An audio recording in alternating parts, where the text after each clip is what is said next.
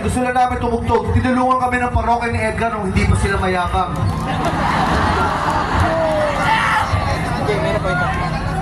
Simula nung yumabang sila, hindi na kami magkaibigan. Okay. Maraming salamat talaga sa inyo lahat. Sa mga nag-video dyan, nag-picture, hashtag KMKC, hashtag KMKCFab. Okay ba yun? Okay lang yun? KMKCFab. Maraming salamat. Sobrang... Before pa, nung bata pa kami, lagi kaming, mas madalas kami mag-beach dito sa Bataan. Mas gusto namin mag-beach dito kasi hindi masyadong matao. Maganda yung mga beach, hindi maalon. Babalik kami dito pag wala kami gagawin. Pwede ba? Okay lang sa inyo?